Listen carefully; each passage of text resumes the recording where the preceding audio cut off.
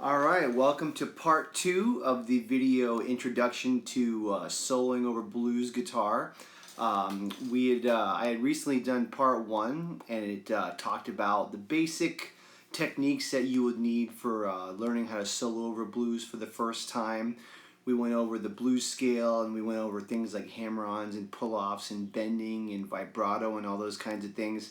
So hopefully you practice those things before starting part 2, which is this one. We're going to get started on jamming and basically how I teach my students how to approach it for the very beginning and the first time and everything. So the first thing that I often do with a lot of my students is I'll let them just explore the blues scale over the backing track. So I always recommend soloing over backing tracks. I'm using some cheesy program ones that are in this really good app called iReal Pro, and it has a lot of, it's mostly for jazz actually, but it does have a little bit of blues in there, and that's what I'm using now. There's some really good ones on YouTube, and I would prefer to use one of those, but I have a feeling there could be some copyright issues, so I don't want to get in trouble or anything. So I'm using the ones on the app that's open for everybody. So I'll have to look more into that because when you go to practice this, you're definitely going to want some backup tracks. So what you should do is go into YouTube and look up blues backing tracks in A. Now you want to pick the key of A because we went over the A blues scale, okay? The concepts I'm going to teach you, though, you can really do in any key, and that's probably another lesson at some point. I want to show you how to do it in any key you want, because that's a great skill to be able to do, is solo in A or D or E or G or whatever. So the first step that you want to try, and I don't want to get into this because it's kind of the boring way, it's the very, very beginning way, okay? So I'll have my students explore the A blues scale that we covered in the first video, and basically you can just play around with random notes within the scale because they all sound pretty good over the tracks because it's an A blues scale. And what I tell them to do is try using some of the techniques that we talked about, like doing some hammer-ons, doing some pull-offs, doing a little bending, doing some vibrato, just exploring what the scale sounds like over the progression. So let me play the progression, and I'm just going to do a little bit of that.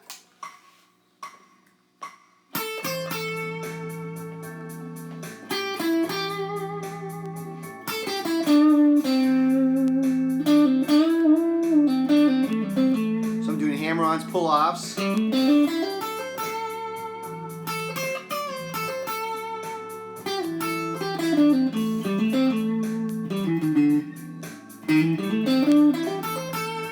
Okay, that's pretty lame sounding, which is why I don't want to spend a lot of time on it. It's a good start. If you've never soloed in your life, that's a great way to just start off. You're exploring the scale, you're doing some of those hammer-ons, some of those pull-offs, some of the vibrato, okay? Just to get an idea how the scale sounds over the tracks. So it works, doesn't sound great, but it's a good start, okay? Now let's go to the next level, which I feel is much more interesting and more authentic. So when you are soloing over the blues, you want to really build up a vocabulary of like phrases, and they call them licks or phrases or anything. You want to build up a really great vocabulary of licks and phrases that you can use and you can build off of when you're soloing, because even though if you went up and down the scale, it'll work and it'll sound okay, it's not going to sound very authentic. So I'm going to show you about 4 or 5 licks that I recommend learning.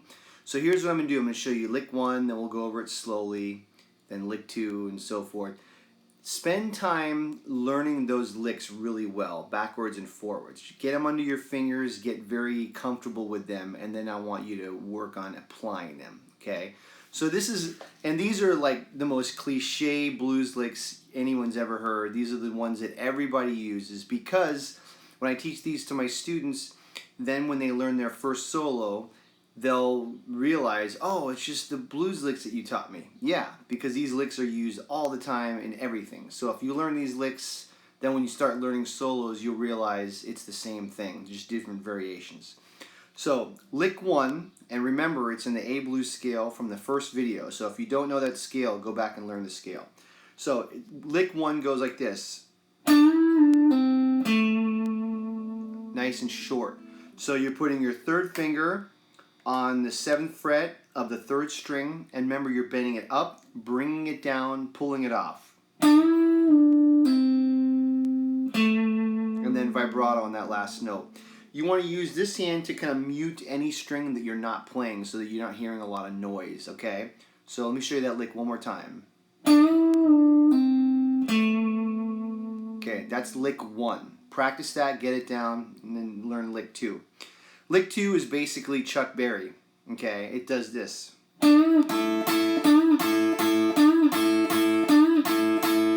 It's basically Chuck Berry, but he got his ideas from T-Bone Walker. Well, that's a whole other thing. So you're going to bar your first finger flat on the 5th fret of the high 2 strings, the E and the B string, and you're going to bend your 3rd finger up on the 3rd string using your 2nd and 3rd finger to help push up like this. And then you're going to play these two together.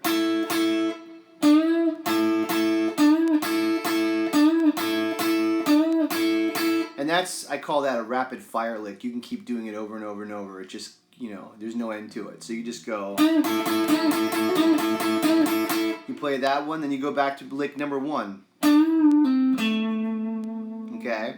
Now, lick number 3 is a variation on lick number 2. So what it sounds like this.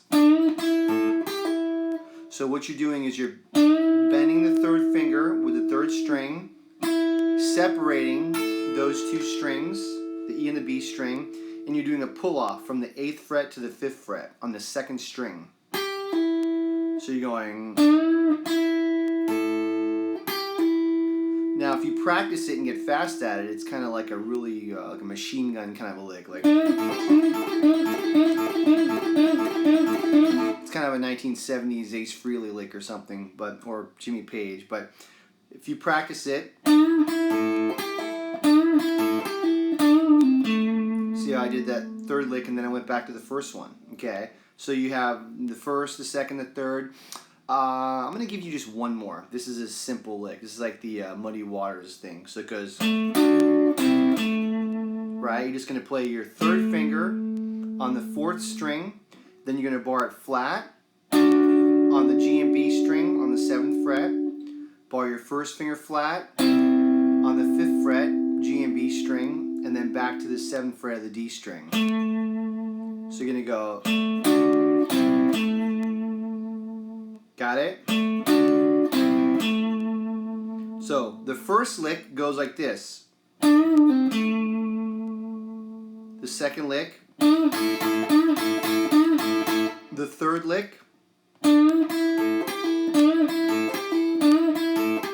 And the 4th lick. Now, there's hundreds and hundreds of blues licks. I'm just going to give you like 4 for right now, okay? What you want to do is when you first learn them and you get them under your fingers and you feel comfortable, put the backing tracks on, and the first step is just play those licks over the backing tracks and see how it feels, okay? Now don't worry so much about the rhythm. Now that's something you're not going to hear out of me a lot because rhythm is everything all the time, but you can't worry about 25 things at once. So I want you to just play the licks and play it kind of in your own little groove, okay? And just get the sound of them over the backing tracks just to see what it sounds like. The one thing with electric blues guitar is even though a lot of the riffs and phrases do lock into a groove, you know, a lot of times they don't. They kind of float. Okay, we're going to talk about that in a little while. It's not like jazz, where like with jazz you'd have a swing feel, and jazz is all about rhythm.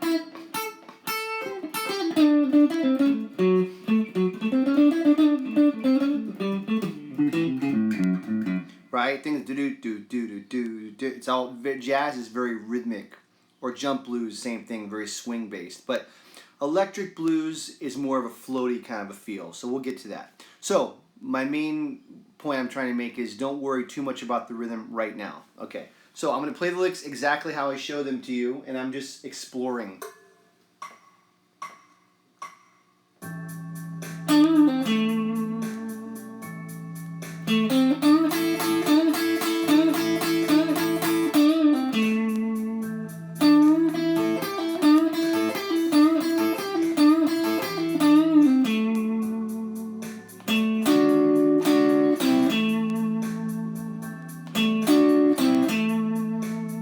the idea? So, still kind of lame sounding, but better than doing the scale. Right? That's really lame, even though it kind of works technically. So, you're playing those licks over the backup tracks. You're getting a feel for what they sound like. Now, here's what you want to do. When you're soloing, you want to take the lick and you want to do variations off of it. That means you're using the lick as a seed to improvise variations on the lick. So, for instance, this is where it gets fun and interesting. So, the first lick, that all it is made up of 3 notes. This note, and this note. And I always like to say that every lick has a concept. So you don't want to just repeat licks. You want to get the concept of the lick and then do your own variations on it. So the concept of this lick is to play these 3 notes from the A blues scale, but you're bending this note. So you're bending that note, pulling it off to that note, and then playing that note. With that in mind, you can sit there and do a lot of variations on that one lick. And there's no right or wrong. This is for you to have fun. So I'm going to do it and I'm going to do variations.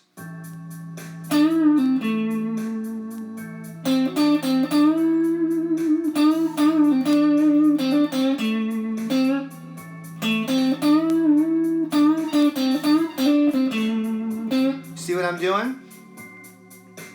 I'm just playing those 3 notes and I'm just doing variations off of those 3 notes. Okay, I'm going to do some more of that, but we'll do it with another lick in there. Lick number 2. Now with this one, you can do a lot. You can mess with the rhythm.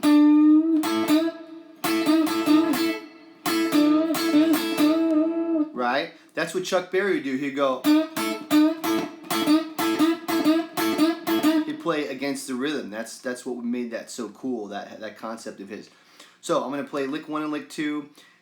The concept of this lick is playing what we call a double stop, which is 2 notes at the same time, and a bent note on the 3rd string. So as long as you bend that note and you play the double stop, you're doing variations on that lick. I'm messing with the rhythm, I'm messing around with the order. So I'm going to do variations now on lick 2 and lick 1, or 1 and 2, either way you want to look at it. And it gives me a little bit more freedom.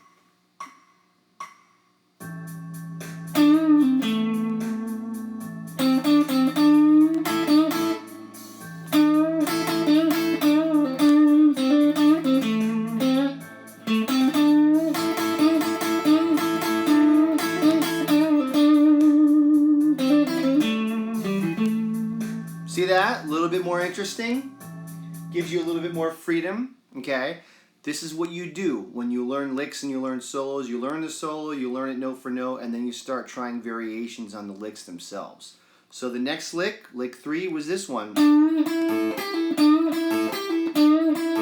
Right? So you sit there and you try to think of ways you can change it up. What's the concept?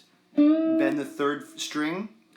Separate those 2 notes, so you're not playing them as a double stop, you're separating them, and then you're doing the pull off on the 2nd string. So you're going to do variations on that lick, and I'm going to mix the variations on that lick with the other 2 licks. You got the idea?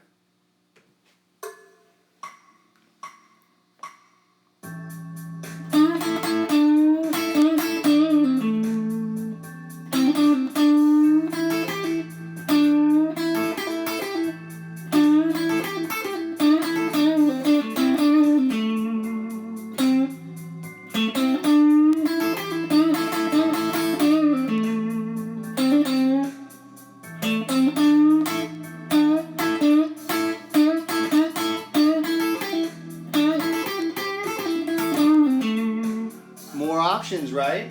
Okay, so you're getting the idea. So the key is you don't have to learn 500 blues solos. I mean, if you did, that's great. But you can take 4 licks. Okay, I didn't even do variations on the 4th lick yet. Maybe we'll get to it. But you can take 1 lick and you take the 3 notes of that lick or the 4 notes of that lick. You take the concept. You know, you bend this note, you do a pull off with these notes or whatever. And you do variations on that lick. Okay, that's the key. That way, when you're soloing, you're not just spitting out pre-learned licks one after the other, which is what some players do. You're learning the lick, you're learning the concept of the lick, and then you're doing variations and you're internalizing it. Okay, when you start getting into learning blues solos, you're going to realize that most players play a very similar vocabulary to each other. They just have their own feeling and their own phrasing and their own timing, and their own sound and all that. But a lot of the licks are very similar to each other. So this is a good start. Okay, I hope you got the idea of what I was doing, mixing the licks, doing variations on each one. I didn't do it on the fourth lick, but I don't want to have this lesson be too long. Another thing that I wanted to just mention really quick, with any style of music that you're learning, the most important thing that you could possibly do is just listen to that style a lot. Okay, blues is all about feel and phrasing and groove and soul and all those things, and you will never get any of those things from a YouTube video or a book or anything like that. You will only ever get it from records, from recordings, okay, or maybe playing with someone who's great that you can learn from, or hanging out live and seeing great live players. But records, recordings, downloads, whatever the hell you want to call it, that's really the best way to get a good foundation in blues guitar. Now, this is a very, very long, deep subject that we can spend hundreds of lessons on. I'm just hopefully getting you started. I'd like to mention some guitar players you should listen to. There's many, many, many, many great blues guitar players, but many consider the first great electric blues guitar player, I'm talking solo-wise, who does soloing lines like what we were doing, T-Bone Walker, for sure, okay? The other group is what everybody calls the Three Kings, B.B. King, Freddie King, Albert King. And for my taste, I always like all of those players, the earlier work. The earlier the better. You go on Spotify or whatever, and you look into B.B. King, and even though everything B.B. King did was great, man, his first few records in the late 50s were just unstoppable. Same thing with the early Freddie King. Actually, any of the Freddie King is good. Albert King, then, God, there's so many others, Buddy Guy, and later on, like guys like Eric Clapton and, Jimmy Page. Even though those are rock players, but there's so many others, Stevie Ray Vaughan, Jimi Hendrix. You can look into that and, educate yourself about it. But listening to those players, okay, then the key, once you get these licks down, you get comfortable with them, then you should start trying to learn solos from these players and then, trying to incorporate the licks. There's a lot to it. There's a lot more we can talk about, but I'm just going to end it there for now. So hopefully that gets you started. You get the 4 licks, you do the variations, you jam over the backup tracks, then that'll give you a little bit of a foundation. Then you need to learn more licks, more phrases, which is probably going to be from solos. So anyway, I hope you got something out of this. I hope you enjoyed the lesson. If you did, please hit subscribe.